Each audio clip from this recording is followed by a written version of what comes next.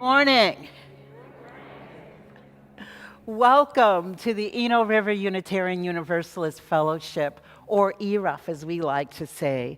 My name is Reverend Jacqueline Brett, and I'm the lead minister here. And whoever you are, wherever you come from, whatever your race, your gender, whomever you love, and wherever you are on your spiritual journey, we welcome you here to create beloved community with us. If you're visiting with us, or for the first or perhaps even the second time, I invite you to rise in body or spirit so that we might give you an ERUF welcome.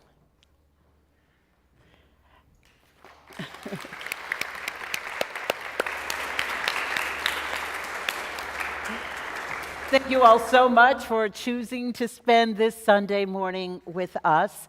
And after service, directly after service, in the building next door, in the care building next door, in the Commons room, we have a class called Inquirers for visitors and newcomers, and anyone is welcome to attend that. I am actually teaching the class with this about the ministers this morning. So, and that is not a plug for me, that is a plug for the Inquirers class.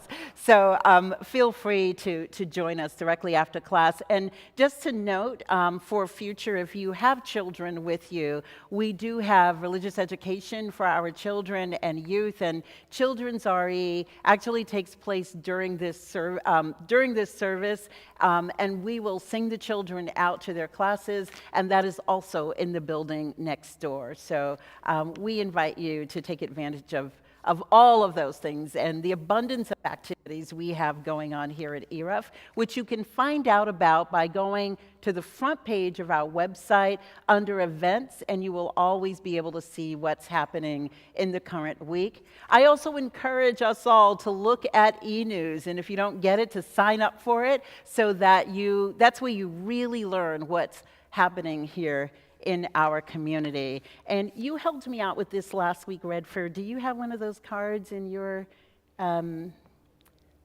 you. Thank you, I just need this one. So if you're visiting, well, this is a pledge card. You can also pledge. Do we have a welcome? Thank you so much.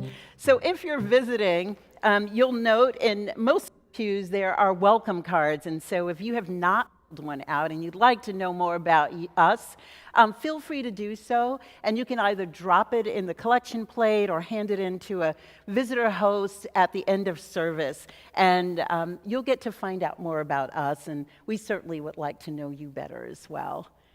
Thank you so much. So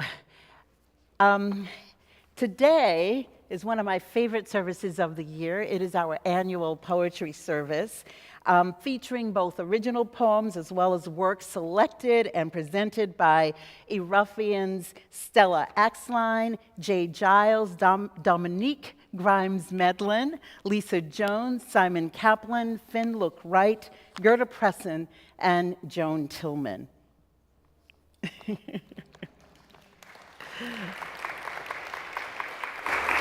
Today's music is being provided for the very first time by our new music director, Wendy Looker, along with the inimitable Kate Lewis. And today's tech team are Michelle Sager, King Sage, and John Fellheim, with Jim Van Verth as our sound engineer. This would be a great time to turn off or down, or in worship mode, any devices you might have on your person. And let us now center ourselves. Let's just all take a collective deep breath in and let it out.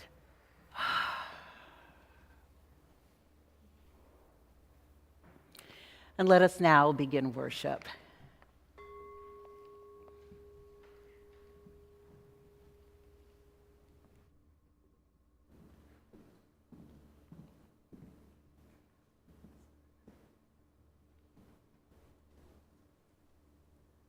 A rock, a river, a tree, Host to species long since departed, mark the mastodon, the dinosaur who left dry tokens of their sojourn here on our planet floor. Any broad alarm of their hastening doom is lost in the gloom of dust and ages. But today, the rock cries out to us clearly, forcefully, "Come, you may stand upon my back and face your distant destiny, but seek no haven in my shadow. I will give you no hiding place down here. You, created only a little lower than the angels, have crouched too long in the bruising darkness, have lain too long face down in ignorance, your mouths spilling words armed for slaughter. The rock cries out to us today, you may stand upon me, but do not hide your face." Across the wall of the world, a river sings a beautiful song. It says, "Come, rest here by my side. Each of you, a bordered country, delicate and strangely made proud, yet thrusting perpetually under siege.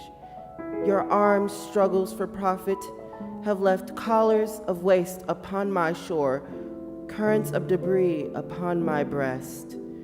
Yet today, I call you to my riverside, if you will study war no more.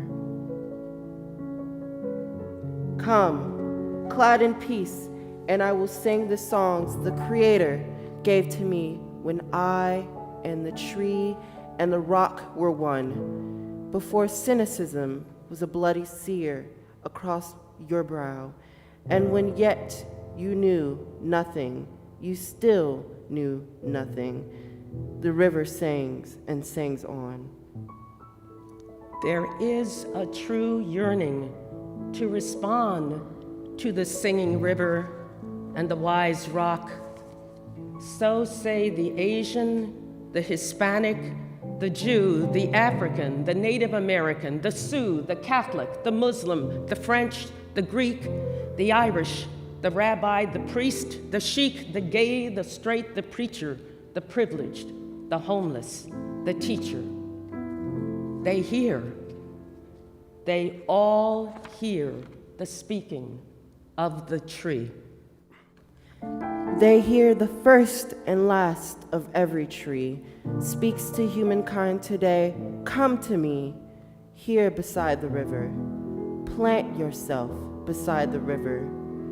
Each of you, descendant of some passed-on traveler, has once paid for you who gave me my first name.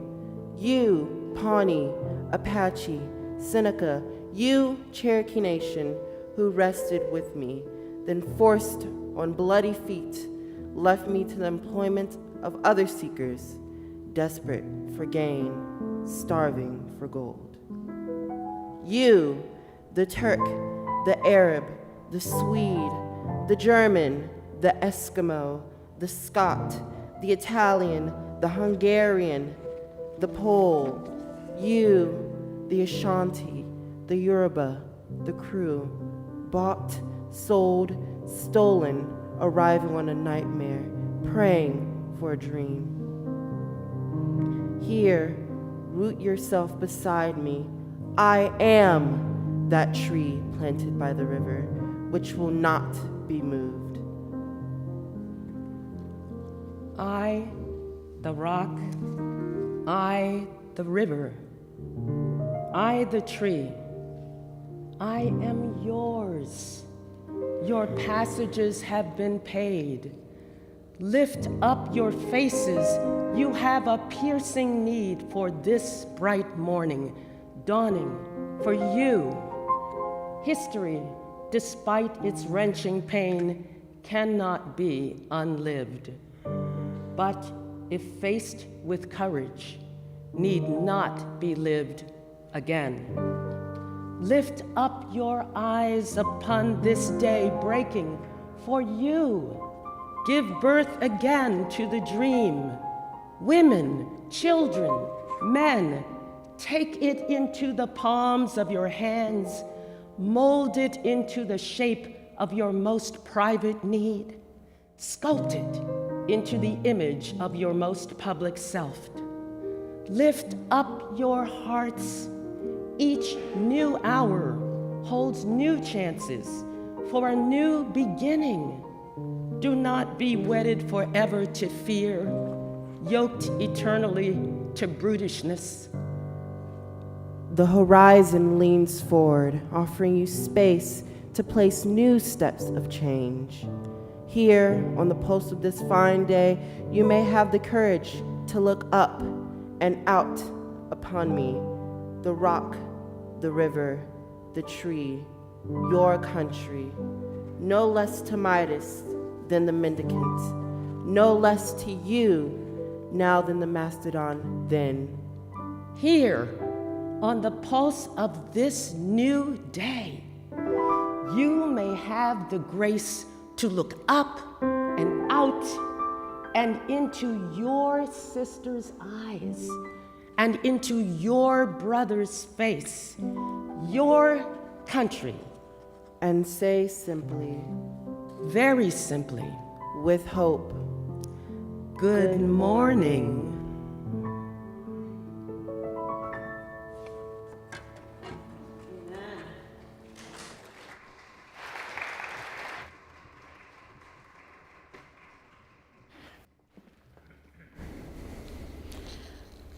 Oh. Our opening words this morning are When We Pause to Remember by Alicia Ford. When we pause to remember who we are, companions on this grand experiment called life. When we take a moment to shed the ways we have been carefully taught, to lead from fear, to punish the poor, to persecute those who don't look like we do, to deny rights to those who love, to believe that we are separate, that some people are superior to others. When we take a moment to shed all of that and hear our stories, hear and see each other into existence,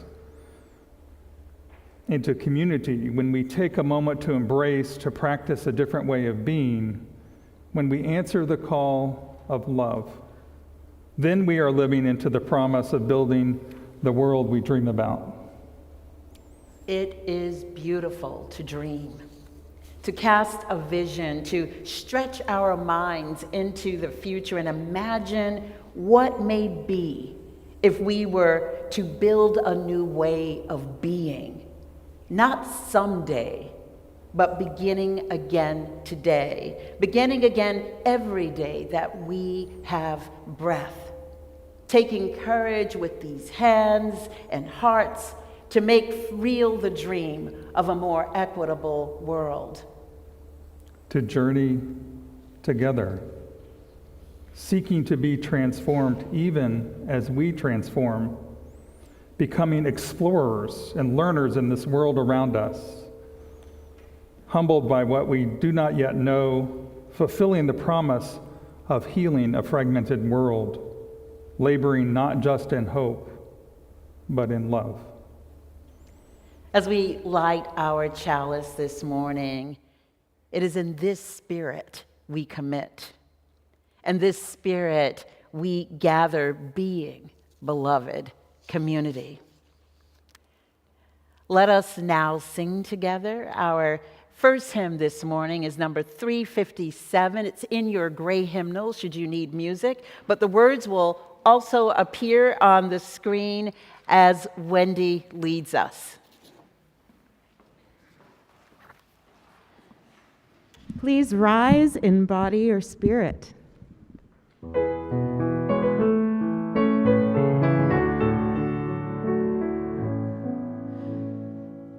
Bright morning stars are rising.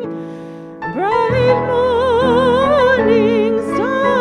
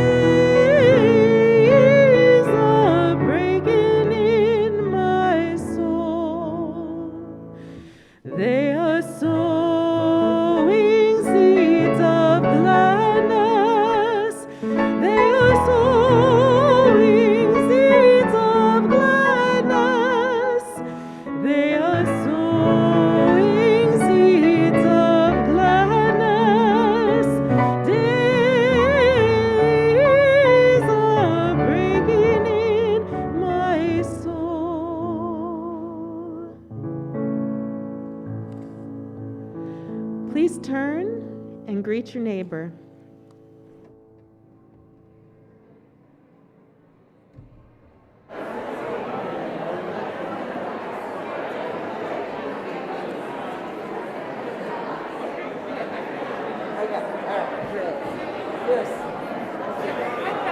But sometimes people just don't. Yeah. Okay.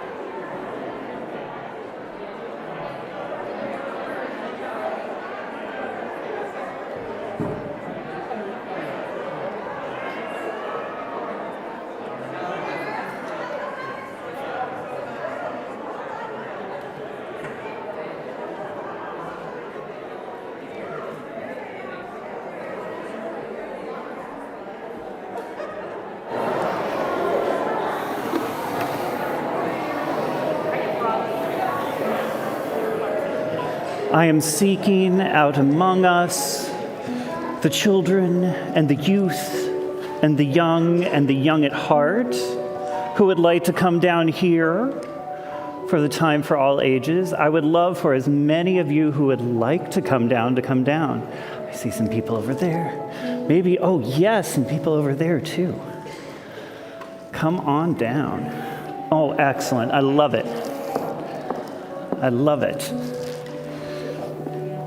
And don't worry, if you are staying where you're sitting, you will be a little bit involved too.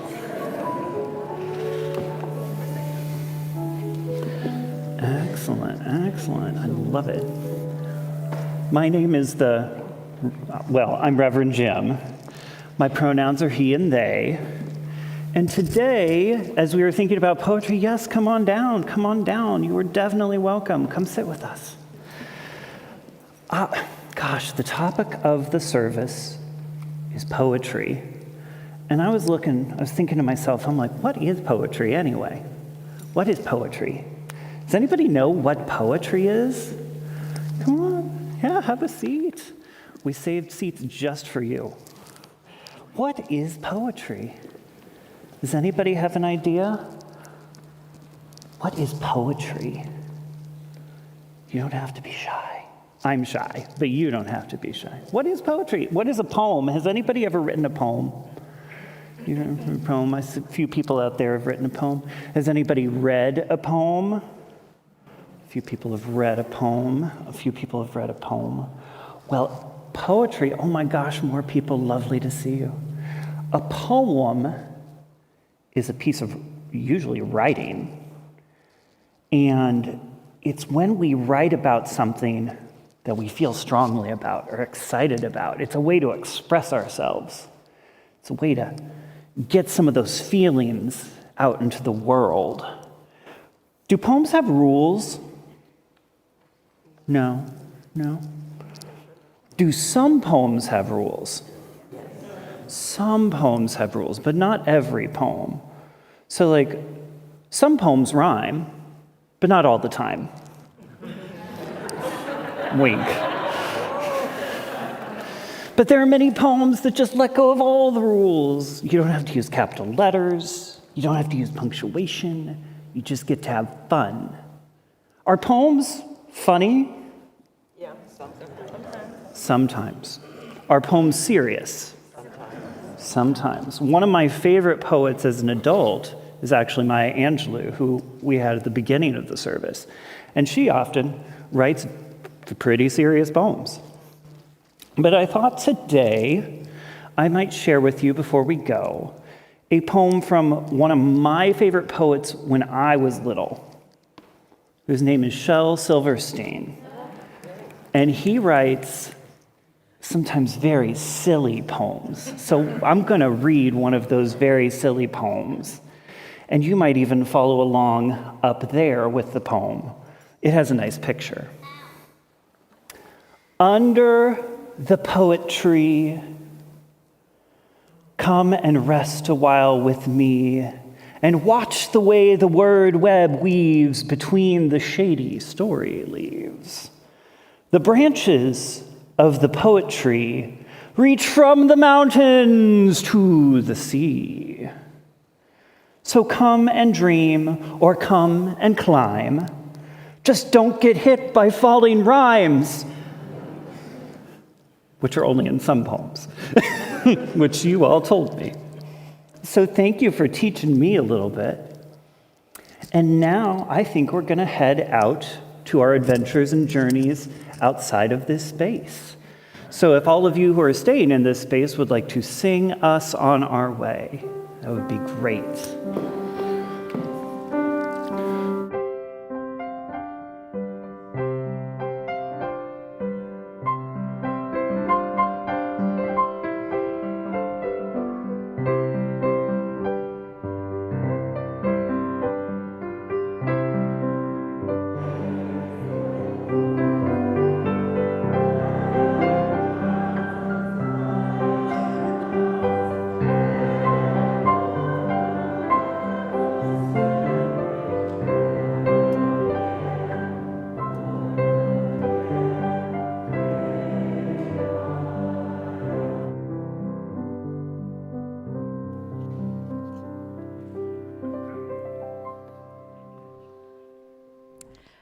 So every 6 weeks, we practice with special intention collective generosity by donating our Sunday plate to a Durham nonprofit working for social justice in ways aligned with UU values.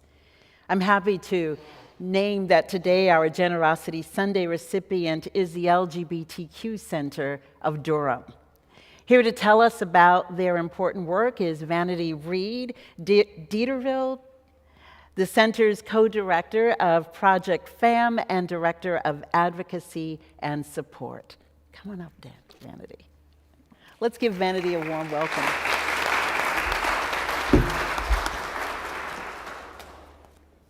Good morning. Give me one moment. I'm very decorated. How are you? This is nice. I get to make sure I look normal while I'm speaking to you all. Thank you for that. As a public speaker, we are often our own worst critics and the toughest on ourselves in terms of presentation and voice, so that actually really helps more than you may think. And thank you for welcoming me to your Generosity Sunday. This is not my first time at a Unitarian church. I have for many years been involved in proceedings or special events centered around usually Trans Day of Remembrance, but it has been my first service in a few years, so thank you. I wanted to talk to you all briefly about the center that I work for. I'm a native of South Carolina, Charleston, South Carolina, and I moved here 2 years ago when I started working in a director's capacity as the director of the Gender Resources Advocacy and Support Program. Since then, that program has evolved, and I can give you a brief bit of history on the center overall. So founded in 2015, not that long ago, actually, and many of you may have personal experiences with the former executive director, Helena Craig. Helena has since moved on from the organization, but is still very much a pillar into the operations and the functionings. I learned that some people here actually helped Helena break ground on the former center, which I will allude to our current space in a minute. My boss is Jay Clapp, and some of you may be familiar with the activism drag family, the House of Cox, which goes around and does lots of very meaningful things for children as well as the community, and the deputy director, Natalie Watson. Since my time at the center, we've grown to a staff of 11, and I believe a board of 9, and we're continually growing, and we're grateful for it.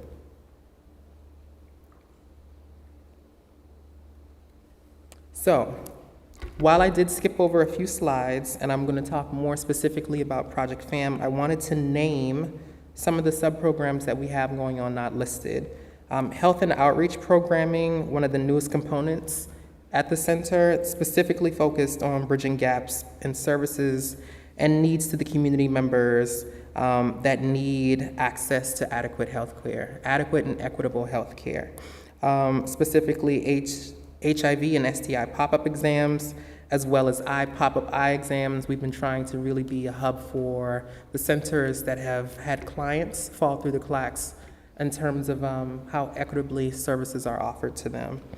We get to Project FAM, and Project FAM is a little bit more of an umbrella program with many sub-programs under it, bringing 3 program areas, GRASP, which I was formerly the more direct supervisor over, housing and therapy services, and services for LGBTQ+ survivors of sexual assault and domestic violence. There are larger agencies at the center. We could go back just briefly, please. There are larger agencies at the center, in the space, actually, in the county. And since implementing these programs, the clients that have not felt comfortable in these spaces have been brought to the surface more. And so our position in the community is being made more and more evident as we have these sub-programs established. I am the co-director of Project FAM along with Casey Buchanan, who is the director of Housing and Therapy Services over on the other arm of Project FAM. So the Housing and Therapy Services evolved from a host home program that we used to implement prior to the pandemic and slightly leading into. As we got more and more concerned and informed as to the social impacts of the pandemic, we decided that it was necessary for everyone's health to evolve the program, and we've built relationships with landlords throughout the city so that we can implement a program in which we help with rental assistance or completely paying rent for clients. And this has been a sustainable model that we are trying to continue. For housing and therapy services, you can contact case management at lgbtqcenterofdurham.org. Survivor services, which is, I was formerly more directly supervising our coworker E, that is primarily focused with those who are dealing with DVSA-related incidents. Like I mentioned, we've had some larger agencies which have done a great job throughout the years, making sure that they are for this cause. However, when you get to the nuance of queer people and queer Black people, there's a little bit more care that has to be taken when we handle these things, these life-threatening things, these very traumatic incidents. And so for more domestic violence and sexual assault awareness, you can also contact Survivor at lgbtqcenterofdurham.org. And then you have the arm of services, which I more directly oversee, GRASP, with a mission to alleviate the burden of legal, medical, and institutional systems of oppression for our trans and gender nonconforming community members. I, along with Alex Adrian, who I formerly supervised, more directly decided that normalizing joy in the lives of queer and trans people was of utmost importance, and it was going to be paramount in terms of how we offered our services to our community. Since my time being at the center in this capacity, a QT-POP COVID Rapid Relief Fund in response to the pandemic has been offered, and thankfully we've been able to give, I believe, over $115,000 in the form of many grants since the pandemic ensued in 2020. Community trainings, which we've developed for folks, which will soon be publicized a little bit more strategically. If you're interested in becoming a GRASP peer advocate, or knowing what it means to be fully versed in the trans experience, we have curriculums and trainings developed for that. The Name Change Navigator, which has been an ongoing program to assist with name and gender marker changes. The Trans Closet and the support groups, all of the last 3 Alex more closely supervises, but are within the sub-program of GRASP underneath Project FAM. And I did mention earlier that the former space was, I may or may not have mentioned, but some of you said to me that you had experience with our former executive director, Helena Craig, in groundbreaking the original space, or some of the spaces that you might be familiar with on Hunt Street. Since then, we've moved into an intermediary space on 112 West Main Street, a little bit more centered into actual downtown. The second floor of Luna, as some of you might be more familiar with it. And we anticipate being there for the next several months until our new space is finished construction.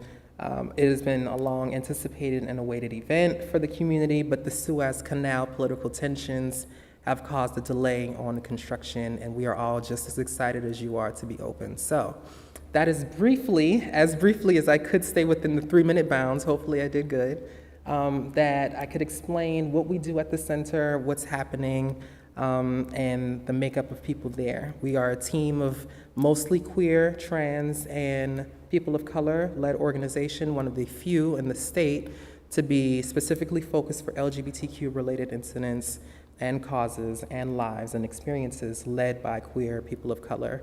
And we appreciate all the support that we have from the community. Thank you.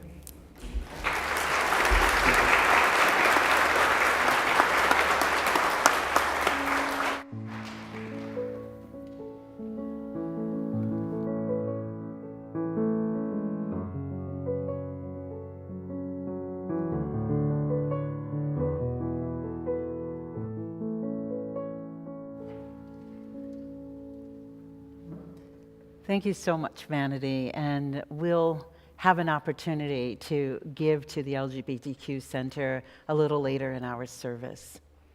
As I mentioned earlier, this morning we devote our time to reflection, with poetry weaving its way through our moments together.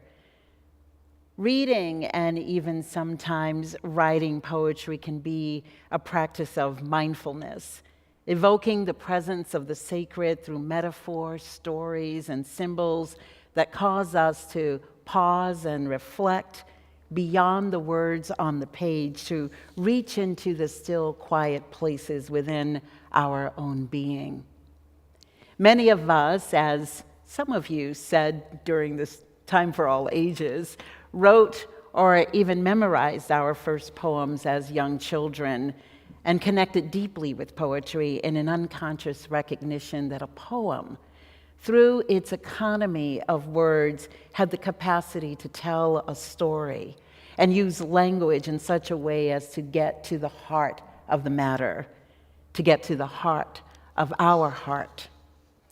Poets Phyllis Cole Day and Ruby Wilson say that some poems are good medicine.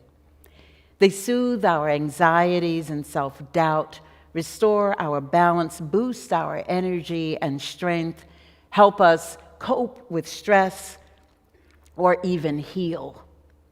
Such poems we tend to keep and share. We dog-ear their pages, we copy them down in our journals, we mull them over in times of reflection. We send them to loved ones and friends. We read them aloud to mark special days, to observe sacred days, to endure sad days. We utter them like prayers. And these deeply troubling, divisive, hard to bear times, most of us are sorely in need of good medicine, whether for the body, mind, spirit, or heart.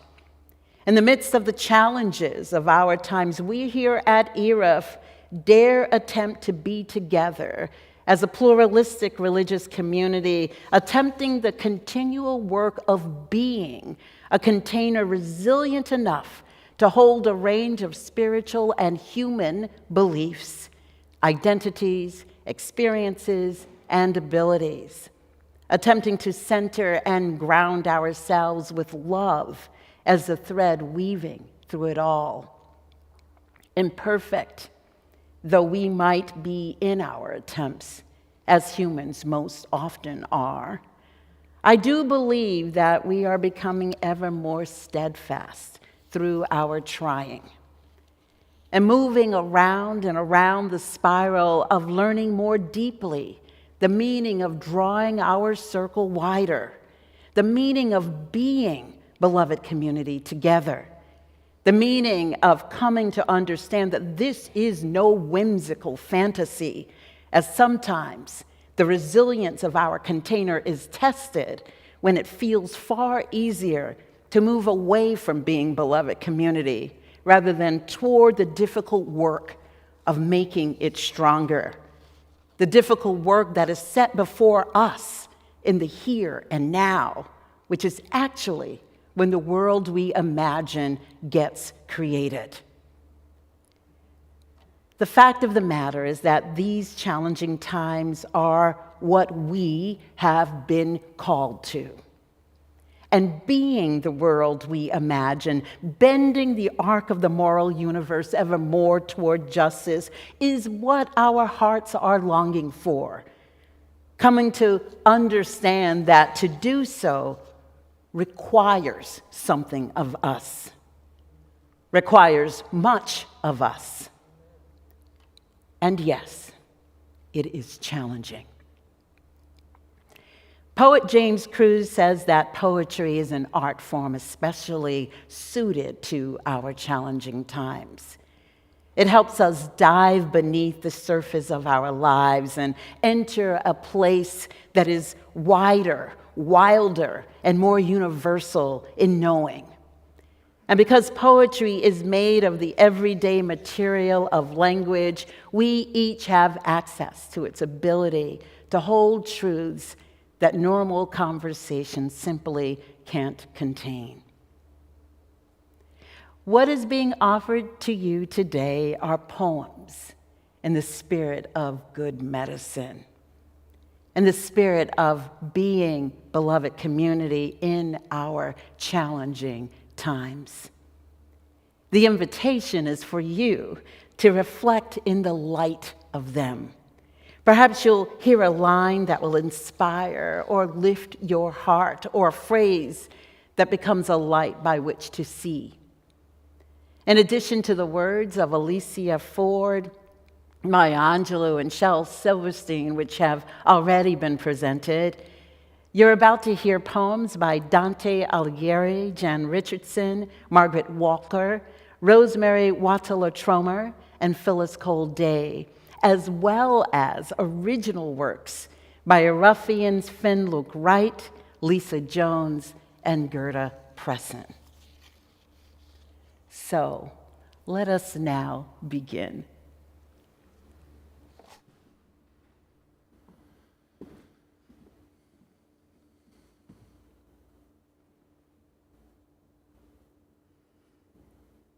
Everyone looks for imperfections, like a hungry wolf trying to find food.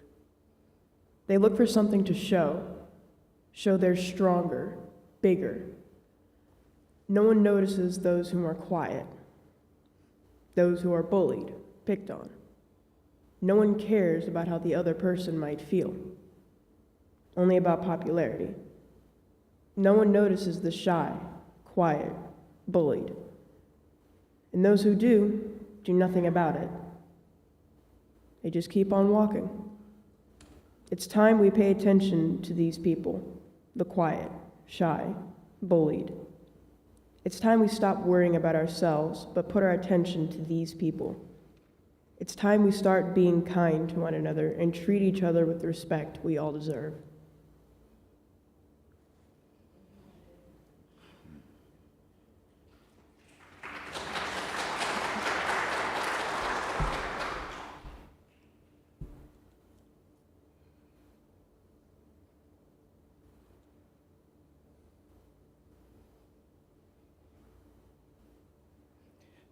Does the way I walk offend you?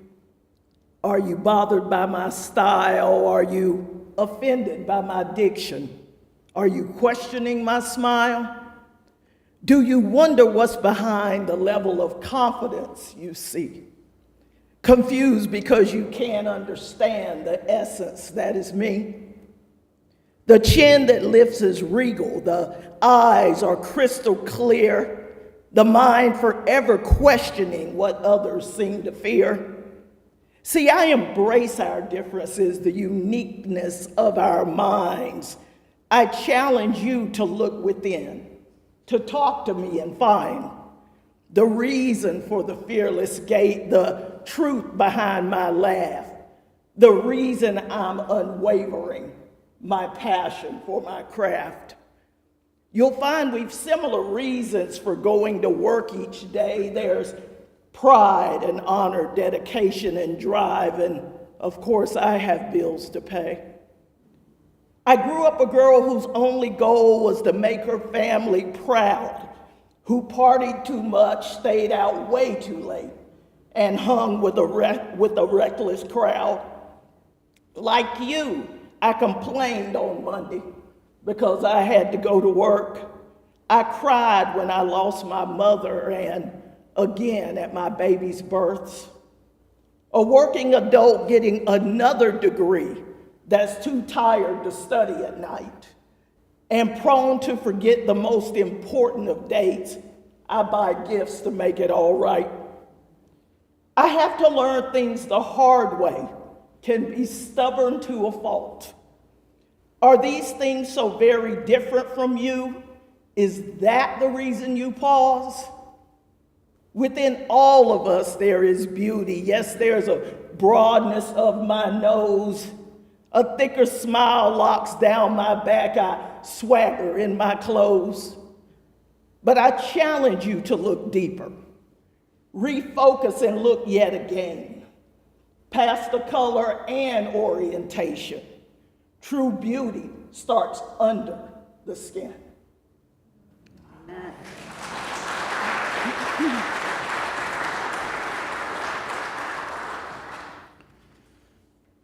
My loving mind, which always lingers lovingly on my lady, ardently longed still more than ever to let my eyes once more be fixed on her.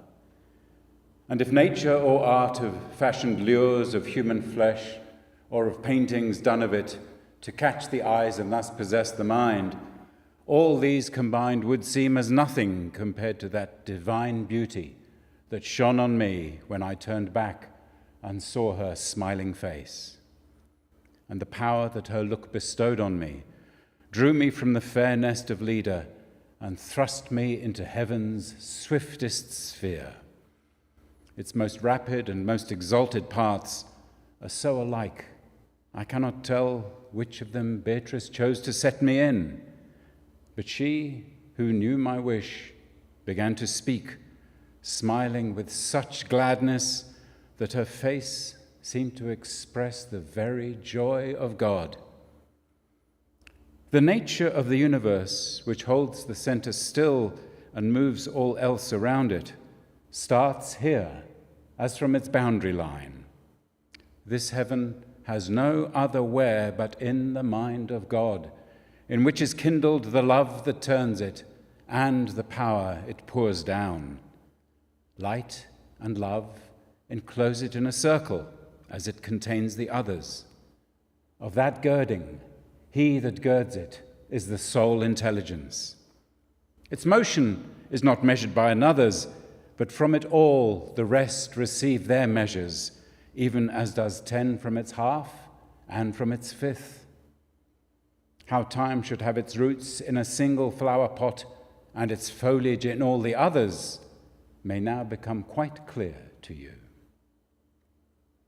My lady said this, then went on, "Take what I shall tell you if you would be fed, and see you sharpen your wits on it. The material heavens are wide or narrow according as power, greater or less, is diffused through all their parts. Greater goodness makes for greater blessedness, and greater blessedness takes on a greater body when all its parts are equal in perfection. This sphere, therefore, which sweeps into its motion the rest of the universe, must correspond to the ring that loves and knows the most, so that if you apply your measure not to their appearances, but to the powers themselves of the angels that appear to you as circles, you will see a marvelous congruence, larger with more, smaller with less, in each sphere, according to its celestial intelligence. As the vault of our air is left serene and shining when Boreas blows from his gentler cheek, and the dark refuse of the sky is cleared and purged away, so that the heavens smile as all their quarters fill with loveliness, so I felt when my lady bestowed on me her lucid answer, and like a star in heaven, the truth shone clear.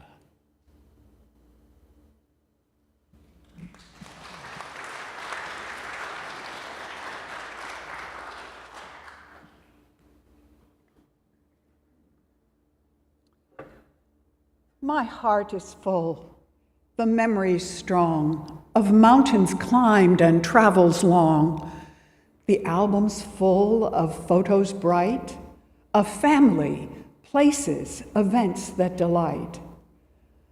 I glance the garden through the pane, the withering plants the fall will claim. I've cleaned away the dying leaves, knowing in spring earth again will heave. The plants will grow and bloom anew, but what on earth will I then do? I've lived my spring. Oh, how I've bloomed. I've spread my wings and fairly zoomed. It was a time life did expand to larger house and greater land. The children filled the house with noise, laughter, tears, and lots of toys. Now they have gone and spread their wings, the house still full of cluttering things. The autumn of my life draws near. The knees complain. My heart feels fear. It is a time to plan for times unseen, to shrink my things from what they've been. I lift a vase, a book, a dish. To part with each, I do not wish. Each treasure holds a memory dear. Is this that all I'll have in my twilight years?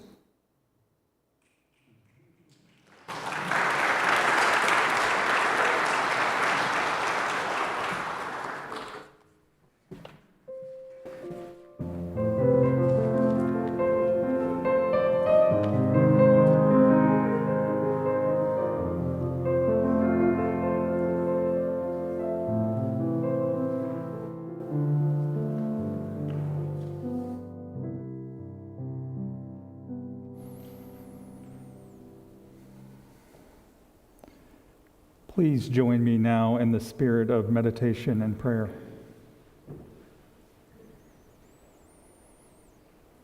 Spirit of life, we gather together today to celebrate and to remember.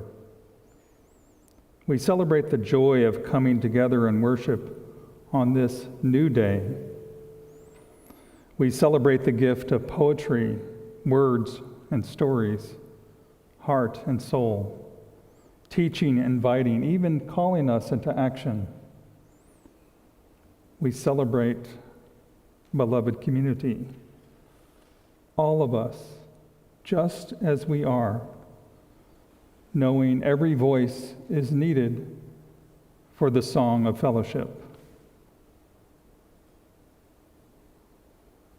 And we remember the power of words to inspire, encourage, heal. We remember our collective commitment to engage actively the practice of racial justice. We remember people all the world over who have been forgotten, who are marginalized, who are in crisis, and who may have lost hope.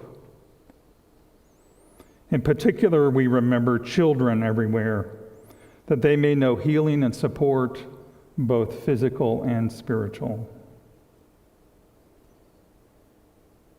We hold in our hearts Rick Searles, who has started chemotherapy for a treatable form of lymphoma. The outlook is good, and he thanks all those who are wishing him well. We remember those in our community and our own families who suffer, who mourn, who face the everyday difficulties of life. In a spirit of unity and compassion, together we breathe and listen. We lift up all our prayers, poems, feelings, and blessings. and honor this moment together in silence.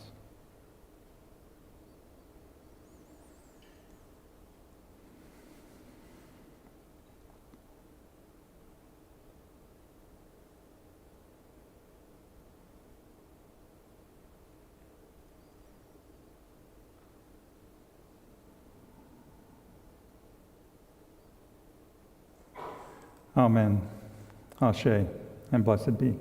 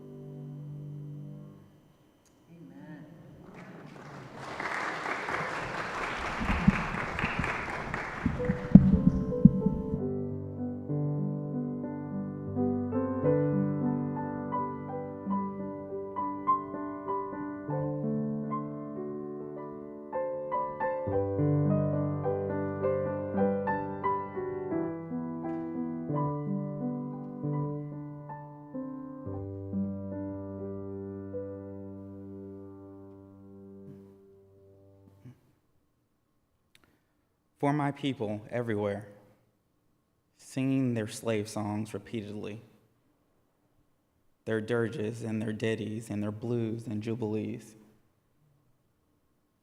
praying their prayers nightly to an unknown God, bending their knees humbly to an unseen power. For my people, lending their strength to the years, to the gone years and the now years and the maybe years, washing, ironing, cooking, scrubbing, sewing, mending, hoeing, plowing, digging, planting, pruning, patching, dragging along, never gaining, never reaping, never knowing, and never understanding. For my playmates in the clay and dust and sand of Alabama backyards, playing baptizing and preaching and doctor and jail and soldier and school and mama and cooking and playhouse and concert and store and hair and Miss Chumby and company. For the cramped, bewildered years, we went to school to learn to know the reasons why and the answers to, and the people who, and the places where, and the days when, in memory of the bitter hours when we discovered we were black and poor and small and different, and nobody cared, and nobody wondered, and nobody understood. For the boys and girls who grew in spite of these things to be a man and woman, to laugh and dance and sing and play and drink their wine and religion and success, to marry their playmates and bear children, and then die of consumption and anemia and lynching.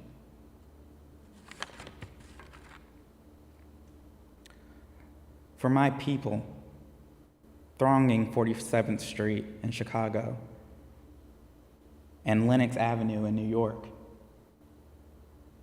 and Rampart Street in New Orleans, lost, disinherited, dispossessed, and happy people filling the cabarets and taverns and other people's pockets and needing bread and shoes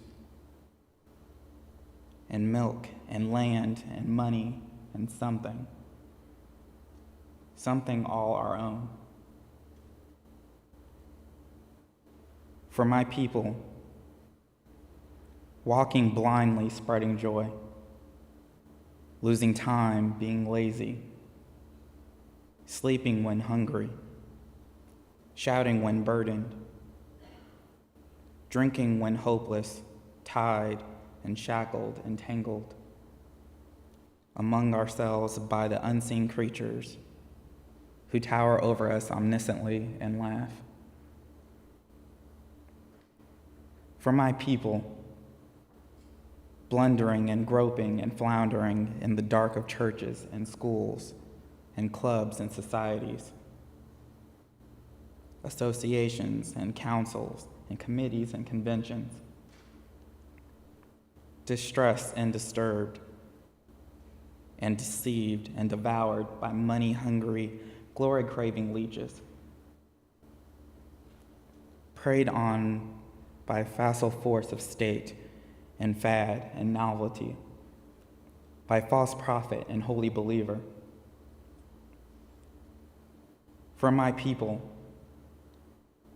standing, staring, trying to fashion a better way from confusion, from hypocrisy and misunderstanding, trying to fashion a world that will hold all the people, all the faces, all the Adams and Eves and their countless generations. Let a new earth rise. Let another world be born. Let a bloody peace be written in the sky. Let a second generation full of courage issue forth. Let a people loving freedom come to growth. Let a beauty full of healing and a strength of final clenching be the pulsing in our spirits and our blood. Let the martial songs be written. Let the dirges disappear. Let a race of people now rise and take control.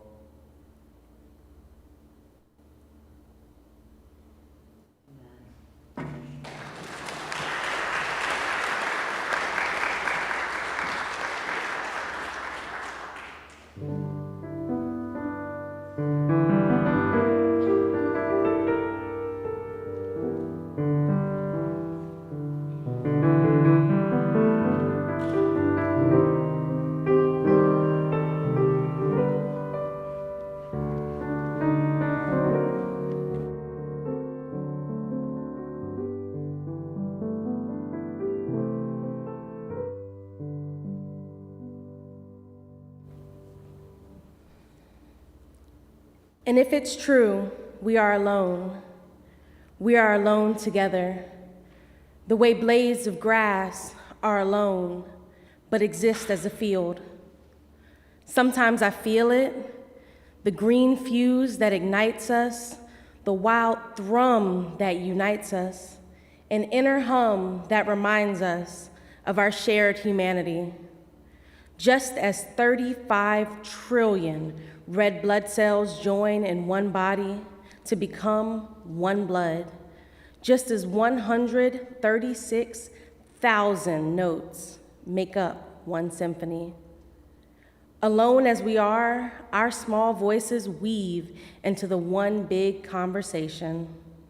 Our actions are essential to the one infinite story of what it is to be alive. When we feel alone, we belong to the grand communion of those who sometimes feel alone. We are the dust that hopes, a rising of dust, a thrill of dust, the dust that dances in the light with all the other dust, the dust that makes the world.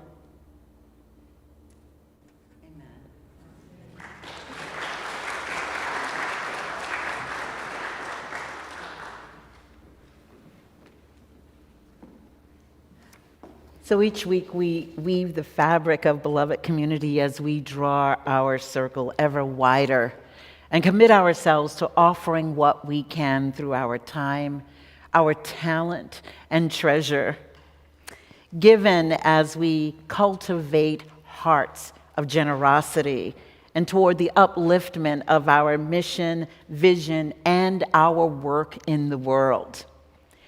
As the greeters come forward to pass the plate, this morning's offering beyond pledges will go to the LGBTQ Center of Durham. If you do not have cash or checks on hand, we invite you to go now on your devices to ERUUF.org and hit the Give Now button, then the drop-down arrow for Generosity Sunday. And if you need assistance with this, you can receive help in the office after the service. Our offertory this morning is by Kate Lewis.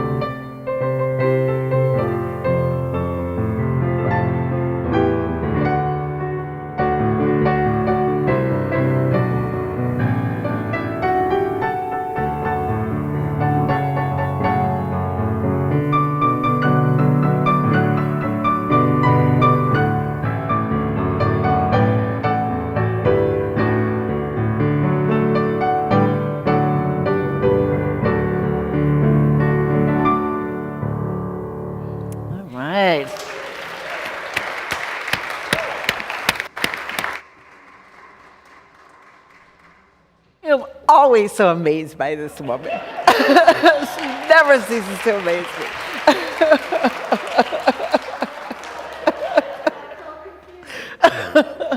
Didn't sound confusing to us. I don't think so. So we offer our deepest thanks for all the gifts we contribute as we create beloved community, including the gift of hearing our music director sing for the first time. And I especially invite you to join me in offering our thanks to this morning's poets and presenters. Go all the way to the top.